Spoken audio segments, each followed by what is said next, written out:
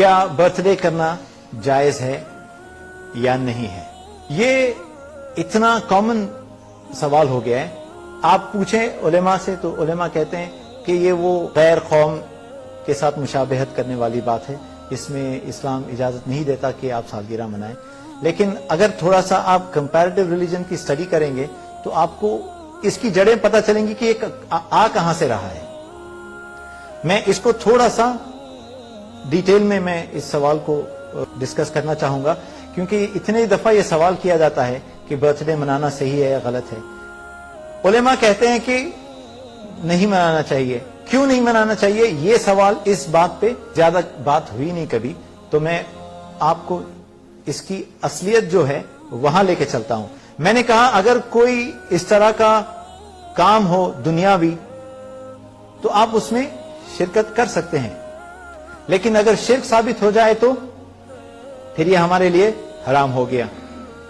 ہم یہ مانتے ہیں کہ ہم کلمہ پڑھنے والے ہیں، ہم مانتے ہیں لا الہ الا اللہ محمد رسول اللہ، اس کلمے کو ہم مانتے ہیں، اور جو ایک چیز جس سے ہم بچنے کی کوشش کرتے ہیں وہ ہے شرک.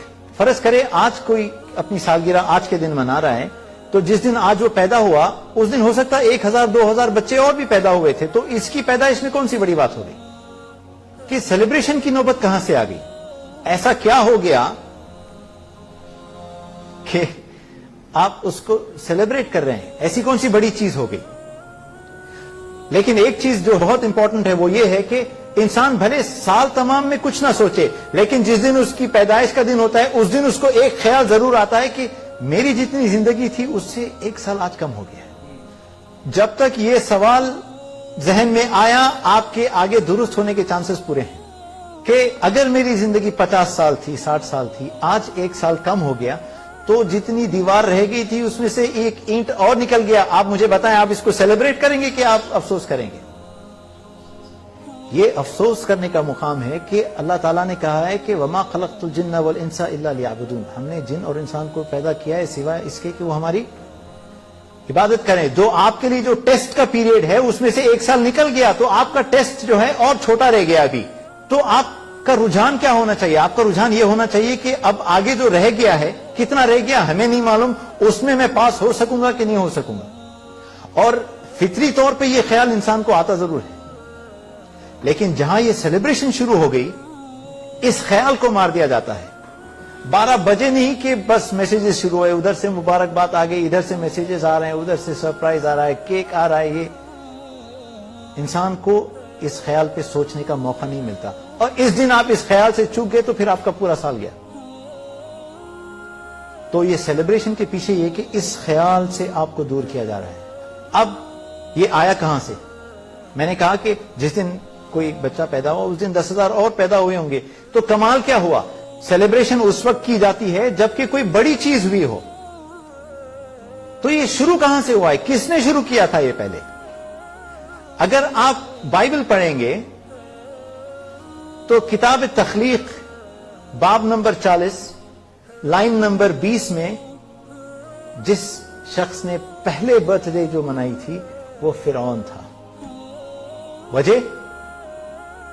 عام آدمی تو روز پیدا ہو رہے ہیں، کیونکہ اس نے خدا ہونے کا دعویٰ کیا تھا تو اس نے کہا کہ جب خدا پیدا ہوا ہے تو یقیناً کوئی بڑی بات ہوئی ہے، تو سیلیبریشن بنتا ہے. نعوذ باللہ، کسی دن خدا پیدا ہو رہا ہے جس کا وہ دعویٰ کر رہا تھا تو اس کا سیلیبریٹ کرنا سمجھ میں آتا ہے.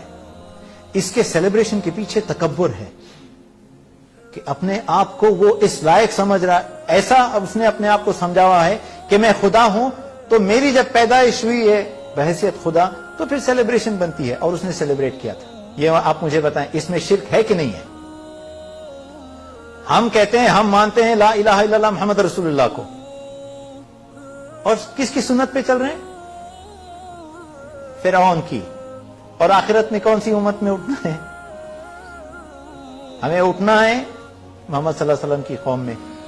لیکن کرنا وہ ساری چیزیں ہیں جو غیر مسلم قومیں کرتی آئی ہیں.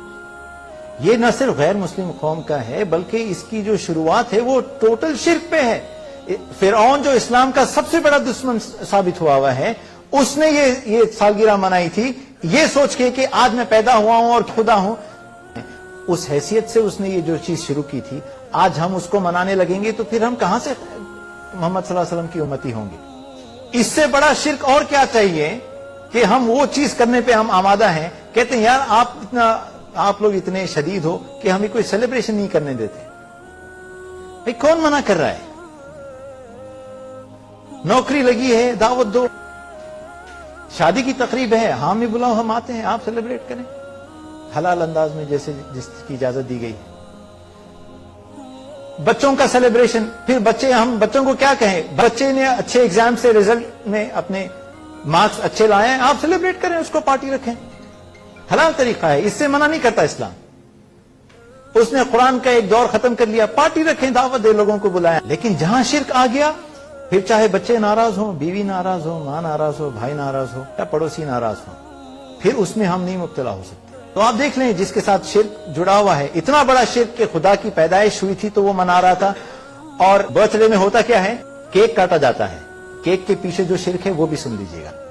کیک شروع میں جو ہوتا تھا وہ گول ہوتا تھا اور اس کے اوپر موم بتیاں لگائی جاتی تھی۔ اس کے پیچھے کیا عقیدہ ہے؟ اس کے پیچھے عقیدہ یہ ہے کہ یہ جو گول کیک ہوتا تھا یہ چاند ہے، جیسے الہ شمس ہے، یہ ایک الہ قمر بھی ہے، اور یہ جو موم بتیاں ہیں یہ چاند کی روشنی ہیں۔ اور یہ کہا جاتا ہے کہ اگر آپ نے ایک پھونک مار کے ساری موم بتیاں بجھا دی تو آپ کی جتنی تمنائیں ہیں اس سال کی وہ پوری ہو جائیں گی۔ آپ کی اگر کوئی تمنا ہو تو اس کو پوری کرنے والا کون ہے؟ صرف اللہ، اور اللہ کے سوا کوئی دوسرا نہیں ہے۔ اور یہ کہتے ہیں اگر ایک پھونک میں ساری موم بتیاں بجھا دی تو وہ جو چاند ہے، مون گاڈ جو ہے، وہ آپ کی اس سال کی ہر تمنا کو پوری کرے گا۔ کیا کر رہے ہیں؟ کیا کر رہے ہیں؟ ہم کہہ رہے ہیں دوسری سیلیبریشنز رکھیں، قرآن کا ایک دور ختم ہوا ہے، پارٹی رکھیں، ہم آپ بھی کھائیں، دوسروں کو بھی کھلائیں، سیلیبریٹ کریں۔ برتھ ڈے کا کیک کیوں کھلانا چاہتے ہیں ہمیں اور خود کیوں کھا رہے ہیں، جبکہ اس میں صرف شرک ہے اور شرک کے علاوہ کچھ نہیں ہے۔ تو یہ اگر آپ اس کی جڑوں تک جا کے دیکھیں کہ اس کی جڑ کہاں سے آ رہی ہے، تو پھر اسلام میں سالگرہ منانے کا کوئی جواز نہیں بنتا۔ اور یعنی ذمہ داری کے ساتھ اگر میں یہ کہوں تو غلط نہیں ہوگا کہ اس کی جڑ جو ہے اس کی روشنی میں اگر آپ دیکھیں تو سالگرہ منانا حرام ہے۔